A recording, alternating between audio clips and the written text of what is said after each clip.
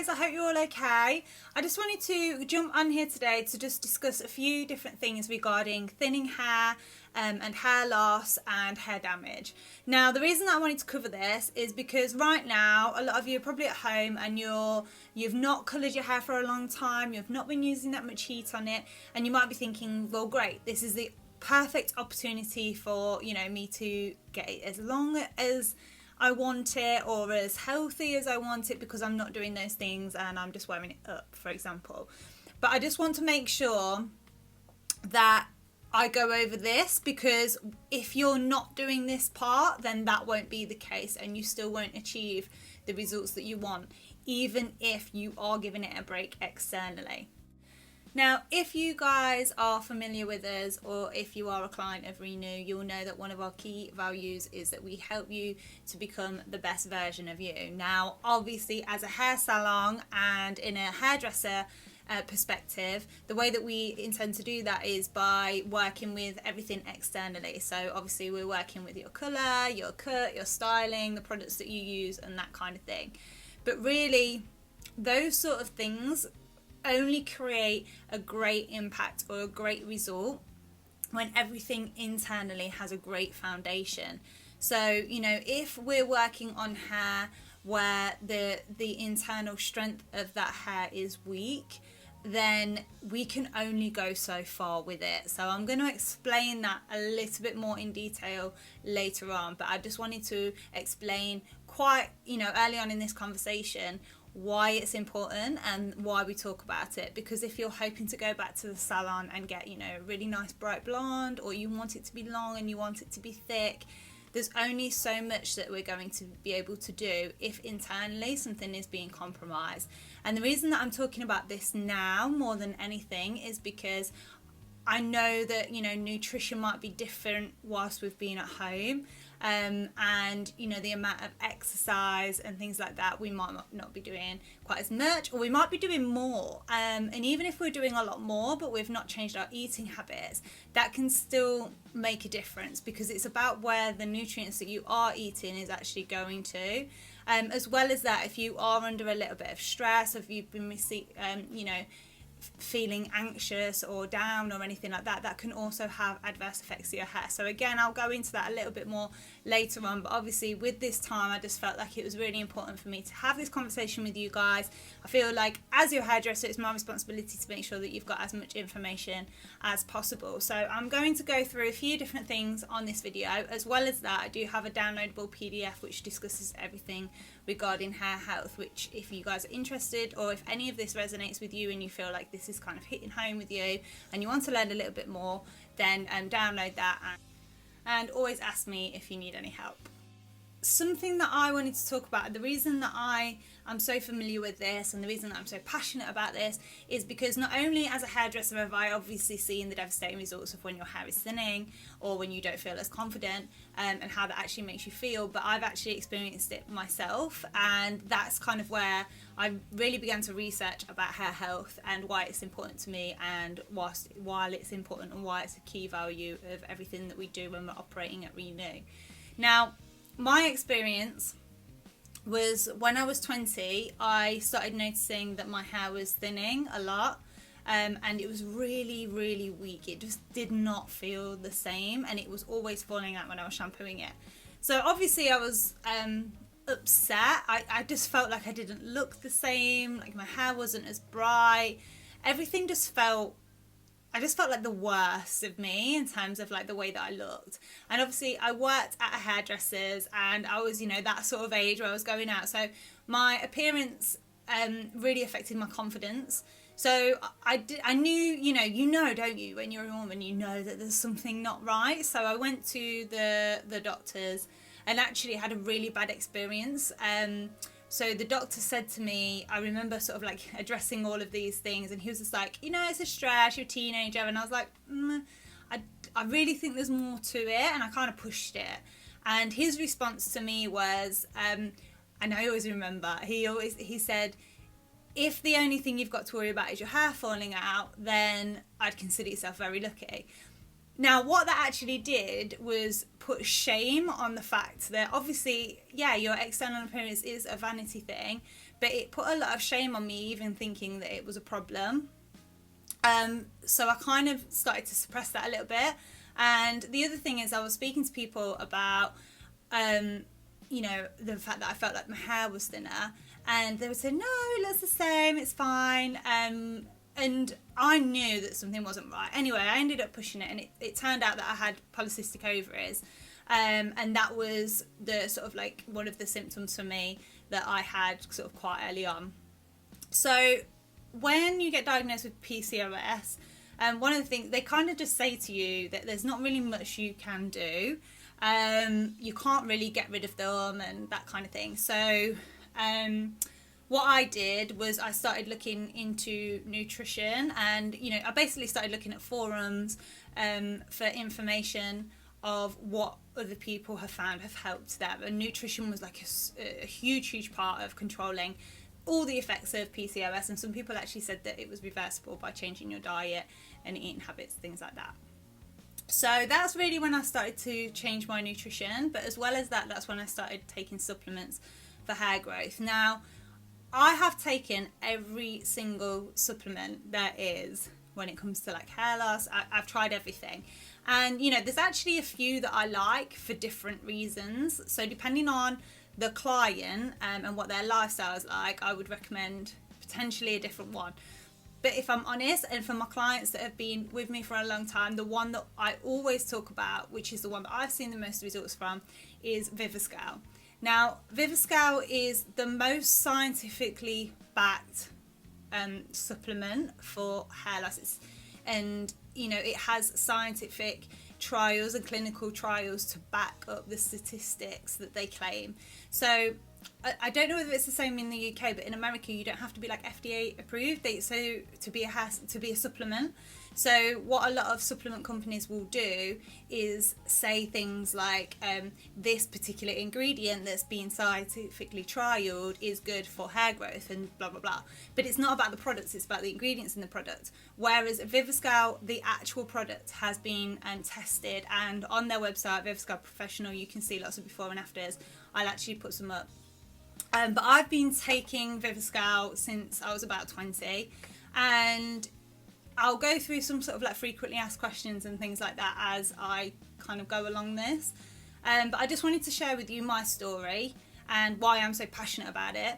And obviously over the years I've had a lot of different clients come to me for various different reasons. And this isn't kind of like there's lots of other things that you can do as well, but for me, like I've seen the results from my clients as well as me. Now, during this time, I've kind of been looking a lot into, you know, what people are doing at home and nutrition and things like that, and kind of been speaking to people about things that could be potentially happening with your hair.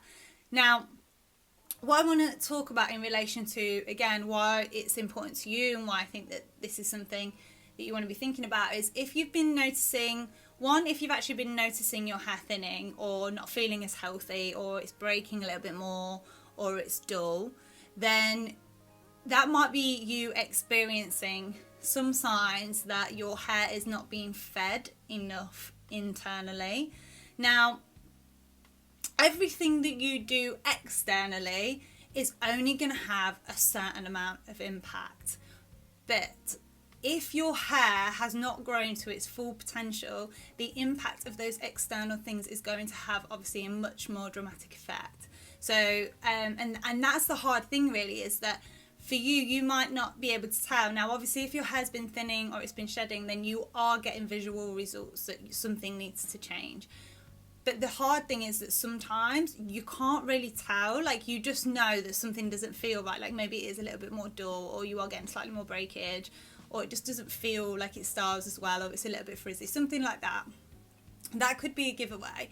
But the difficult thing is let's say normally your hair grows at like 100%, you know, the quality that it is, and you have everything done to it, and it kind of, you know, it's the same as it always is, and you're pretty happy with it. But if for whatever reason, whether it be stress or, you know, you're changing sort of like your habits, your eating habits or your diet, or if something else is going on, if you've had a change in hormones or anything like that, then potentially what could happen is that your hair actually isn't being fed enough, because your nutrients that you're absorbing is needed for other parts of your body. It's needed to support energy elsewhere.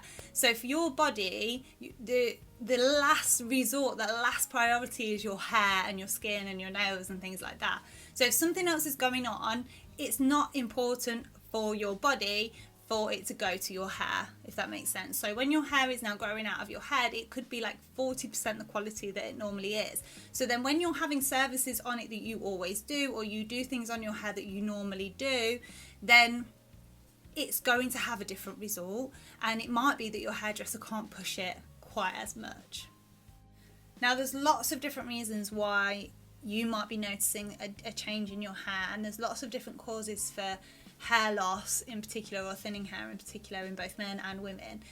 So whether it be, you know, a lifestyle trigger or an emotional trigger or a medical trigger, whatever the actual source is that's sort of created this change, what's effectively happening is the nutrients that you are absorbing are not being able to work effectively in order to obtain healthy hair when it's growing. So it's really important to first sort of try and work out why that might be, or what the actual source was, so that you can become aware of it. And the next is, how can we actually increase our nutrient intake to be able to make sure it's being provided to your hair, so that we can change that and we can increase healthy hair. Now, one of the questions that gets asked quite a lot is, if I stop taking the tablets, will all my hair fall out, or what will happen? And the answer is no, but what will happen is your hair will go back to its normal pattern. But obviously it just depends on what the cause is, because all the effects are different for everybody. So if your hair started shedding because it was stress related and you take the tablets, and then obviously when you finish, that sort of like stress or that particular lifestyle situation that caused that effect is no longer there, then your hair will be like how it was before the cause happened, if that makes sense.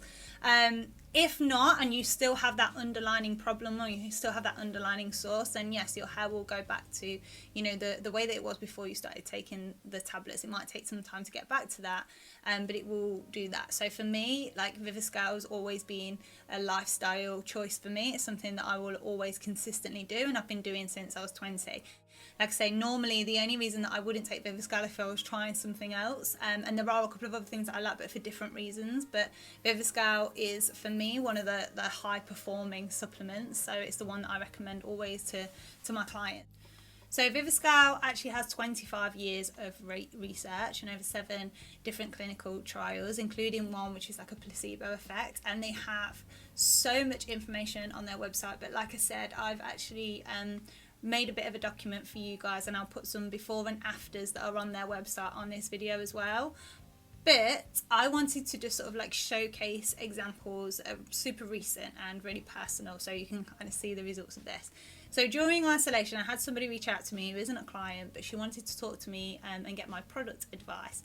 So she's having some problems with the hair at the moment and feeling a little bit conscious. So this was her before and after of using these tablets. So when I spoke to her about products, I said, you know, these are the products I would get, but honestly, like, you need to start with the tablets. And the reason why is, no matter how many hundreds of pounds, no matter what quality kind of products you get, no matter how much you don't use heat styling tools on your hair, if you haven't fed your hair with the nutrients it needs on the inside, they will do nothing. Okay, so the external effects of your hair are only going to have an impact if internally it's great and it's of high quality. So we have to work with that as well. Now, in the meantime, whilst that's getting better, what we want to make sure is that we're not compromising the hair even more externally. So that's really important, and that's what we talked about. Now, what I actually did was I recommended her these products, told her to take the Viviscal tablets, and she messaged me after, I think it was only 2 weeks. I'll put the dates up along with these pictures as well, and she saw a significant improvement. Now, this is not the first client that have sent me pictures like this. I have a lot of clients thanking me after I've recommended Viviscal, and that's really why I wanted to do this video, to get this out to you guys. Now, Viviscal Professional are these ones. I'm just going to click the screen so you can see. Now these are the standard Viviscal tablets, which, you know, they're great. They are really good, but these are much, much stronger. So what I've actually done is I've started to stock these because, if I'm honest, I am concerned that your hair might be lacking in a little bit of nutrients right now, especially if you have been feeling like you're under pressure, if you're under stress or anything like that, which I think that potentially a few of you could be. So because I'm aware of that, I just wanted to make sure that I gave you guys an option to be able to look after your hair. Now, I've only got 20 in stock at the moment, and the reason why I'm only taking 20 on is I also want to have a conversation with you guys about what you're doing afterwards. So anybody that buys this product, I'm going to set up a consultation with you guys as well to sort of see, one, why you're taking the product, and if there's anything else externally that that we could have to help, or I can just educate you with a little bit more, just to make sure that the transition from where you are now to where you want to be happens as smoothly as possible.